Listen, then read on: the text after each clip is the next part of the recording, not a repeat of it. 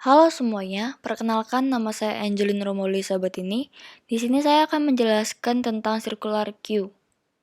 Definisi circular queue adalah struktur data linear yang berdasarkan prinsip FIFO, first in first out, dan posisi terakhir dihubungkan kembali pada posisi pertama untuk membuat sebuah lingkaran yang biasa disebut ring buffer. Kegunaan atau implementasi circular queue biasanya kita temukan dalam memory management, traffic system, dan CPU scheduling. Di dalam memory management, lokasi memori yang tidak digunakan dalam kasus queue biasa dapat digunakan dalam circular queue. Lalu yang kedua, sistem lalu lintas atau traffic system. Circular queue digunakan untuk menyalakan lampu lalu lintas satu persatu berulang kali sesuai dengan waktu yang ditetapkan. Dan yang terakhir, CPU scheduling. Sistem operasi sering mempertahankan proses queue yang siap untuk dieksekusi atau yang menunggu peristiwa tertentu terjadi. Di dalam circular queue terdapat 4 jenis operasi.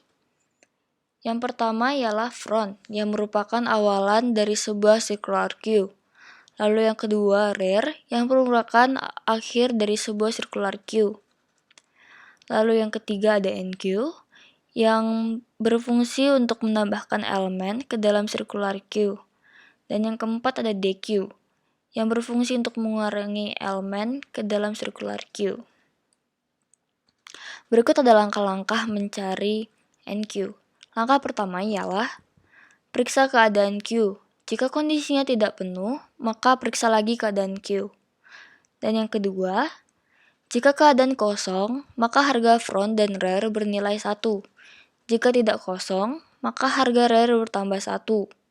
Yang ketiga, data yang baru dimasukkan ke dalam queue pada posisi rear.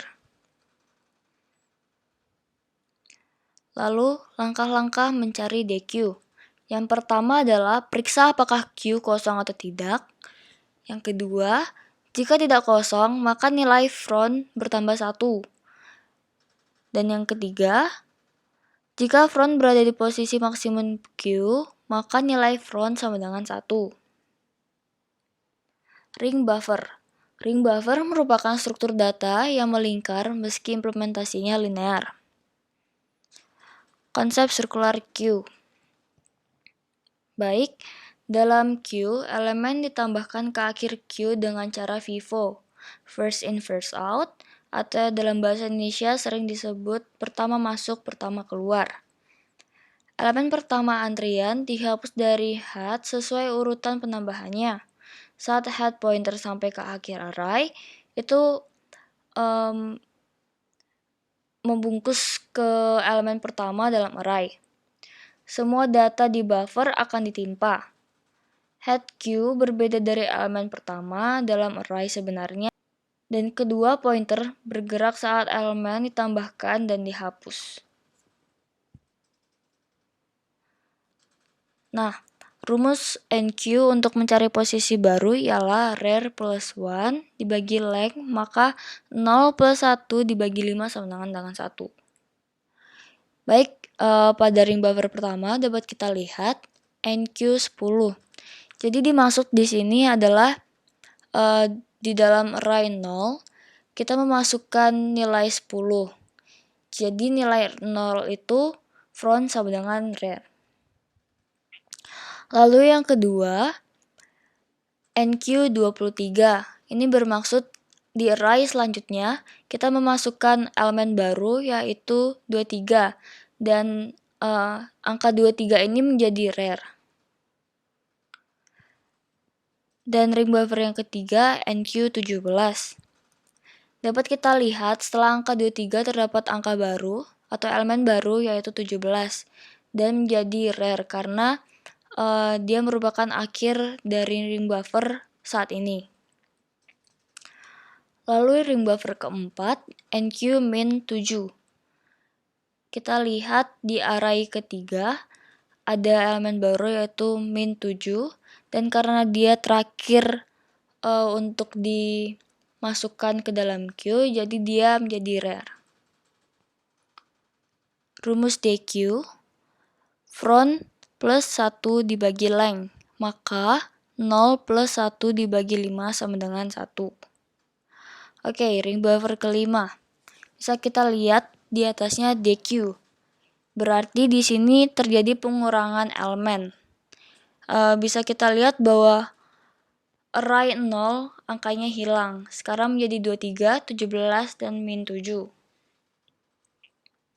Dan ring buffer ke-6 terjadi DQ lagi, sehingga elemen hilang dan front akan maju menjadi 17 dan rear tetap di min 7.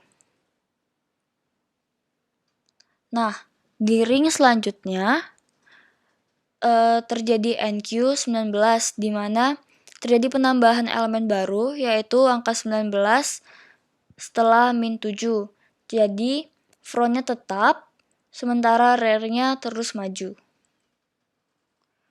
Lalu di ring buffer selanjutnya, terdapat NQ22, di mana dimasukkan atau ditambahkan lagi elemen baru, yaitu 22. Jadi, rear-nya berada di posisi angka atau elemen 22. Nah, yang terakhir, NQ15. Di sini ditambahkan lagi elemen baru, 15, dan jadi rear. Nah, di sini bisa kita lihat bahwa buffer sudah penuh.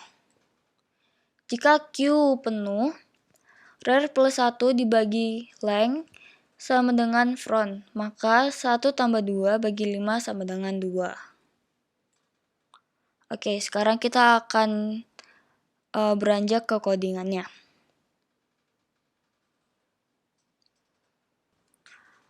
Oke, di sini saya menggunakan online C++ compiler.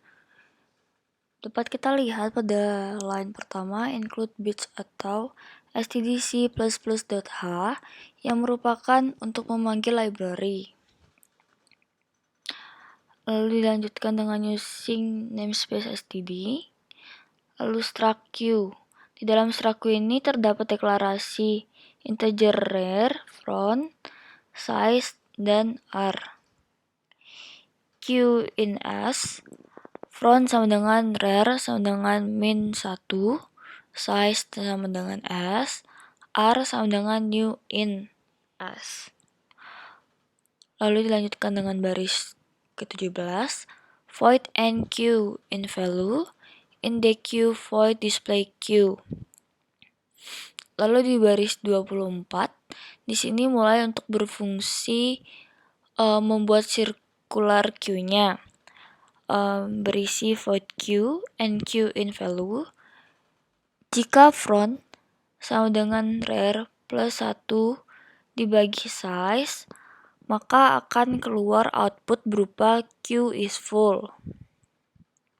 Jika bukan, front sama dengan min 1, front sama dengan rear sama dengan 0, r rear sama dengan value. Jika tidak termasuk ke dalam kedua kondisi tersebut, maka rear sama dengan rear plus 1 dibagi size, rear sama dengan value. Lalu di baris ke-43, di sini mulai berfungsi untuk menghapus elemen atau DQ. In Q, DQ, jika front sama dengan min 1, maka akan keluar output Q is empty. Jika front sama dengan rear, maka terjadi proses front sama dengan -1, rear sama dengan -1. Jika tidak termasuk ke dalam kedua kondisi tersebut, maka akan terjadi proses front sama dengan front plus 1 dibagi size. Return data. Lalu di baris ke-65, di sini mulai berfungsi untuk menampilkan elemen pada circular Q. Void Q, display Q.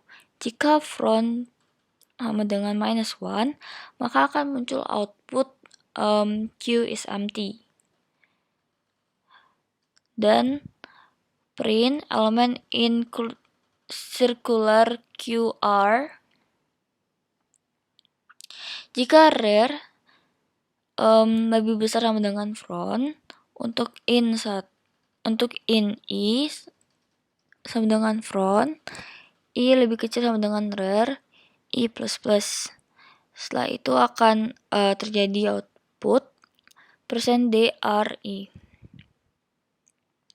Jika tidak termasuk ke dalam kedua tersebut, untuk in I sama dengan front, I lebih kecil daripada size, I plus plus, maka akan keluar output %DRI.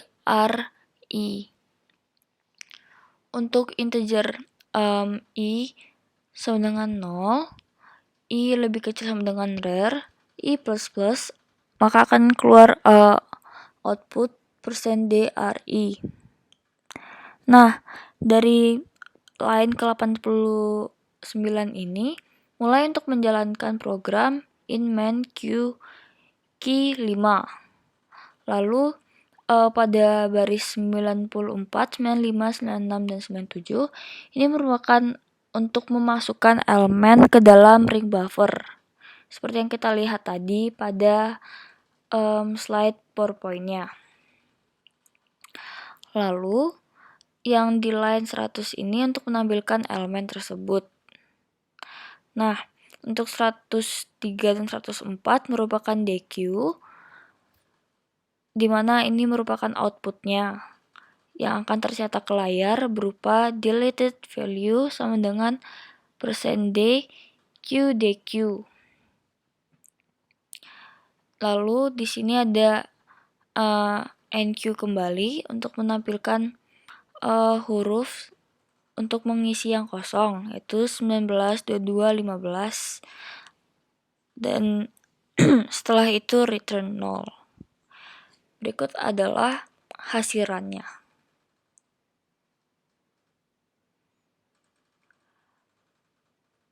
Baik, sekian penjelasan saya tentang circular queue. Apabila ada kesalahan dan banyak kekurangan, saya mohon maaf dan terima kasih telah menyaksikan.